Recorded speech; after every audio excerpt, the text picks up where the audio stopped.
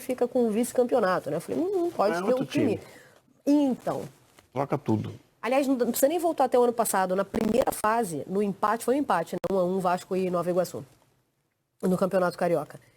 O Vasco também era outro time. Eram os meninos, Sim. Não era ainda o elenco principal, né? Mas ontem não. Ontem era o elenco principal e os novos reforços. Esse jogo foi no Newton Santos. O Vasco goleou e também avançou para a terceira fase da competição. Um gol de pênalti graças à parceria com o batedor oficial. E um golaço para praticamente definir a classificação ainda no primeiro tempo. A bola vem de dentro sai do cruzamento da lateral, a bola vem de dentro da área.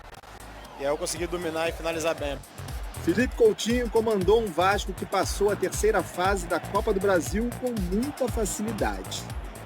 Nós, como comissão e todos os atletas, temos que potencializar tudo aquilo que o Coutinho pode nos dar. A gente dá esse suporte para que ele possa desenvolver o melhor, porque ele estando bem, com certeza o Vasco vai estar bem dentro de campo. Com menos de 10 minutos, o domínio vascaíno já se transformou em gol. O português Nuno Moreira começou a jogada com domínio bonito. Na estreia dele, já deu as caras no primeiro lance de ataque do Vasco. Achou o Rayan livre e o atacante deu conta do recado. 1-0. Ele tem faro de artilheiro. Cria do Vasco, Rayan. O segundo não demorou a sair. Verratti foi derrubado dentro da área por Sidney. Repare que o árbitro Anderson Daronco estava ali do lado e avisou que estava de olho. Isso porque na jogada anterior os dois já tinham se enroscado. Pênalti marcado no segundo lance e o artilheiro vascaíno resolveu abrir mão de bater dessa vez. O beijo na testa do companheiro foi o sinal verde de Verratti para Coutinho. Coutinho correu, bateu o pênalti. Felipe Coutinho é o segundo gol vascaíno, festa do Vasco. O melhor ficou para um pouco depois. A rebatida da defesa do Nova Iguaçu acabou nos pés de Coutinho, do jeito que ele gosta, do lugar que ele adora. Vasco 3-0.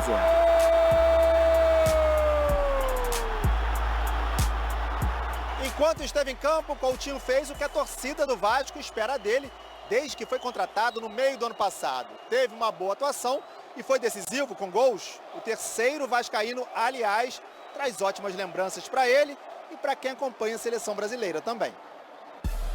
2018, Copa do Mundo da Rússia, Brasil e Suíça. Cruzamento da esquerda, rebatida da defesa, bola nos pés de Coutinho e... Aquele gol ali fica como um dos que eu mais vou recordar na minha vida. O torcedor vascaíno também vai lembrar desse gol contra o Nova Iguaçu por um bom tempo. Golaço que acabou sendo o da vitória. No segundo tempo, nem o Nova Iguaçu ameaçou, nem o Vasco pisou no acelerador. Mas ainda assim o time de Carille poderia ter aumentado a vantagem. Lloyd Augusto e Payet perderam ótimas chances. Hoje o jogo foi realmente muito bom. A preparação para sábado vai ser mais mental.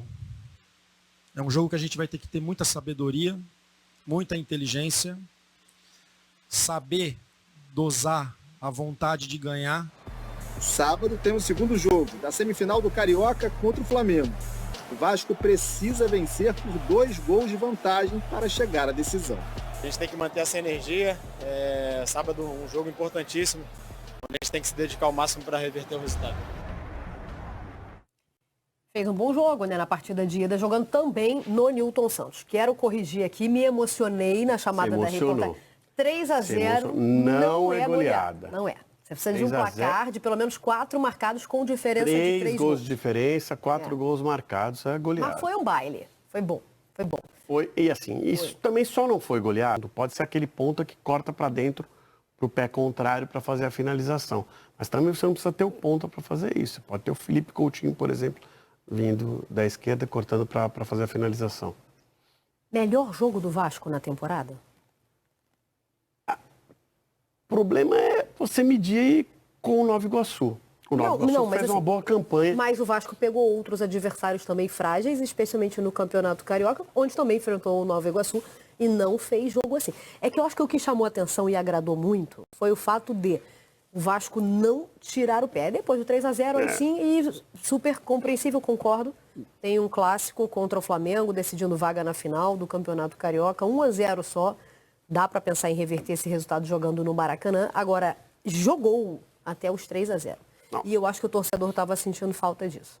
Acho que demonstra que tem potencial para crescimento, para evolução, mas precisa fazer partidas boas num nível maior. E aí a gente vai ver no final de semana. Partidas boas.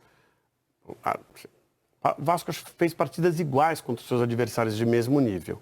Então não dá para dizer que também jogou mal, né?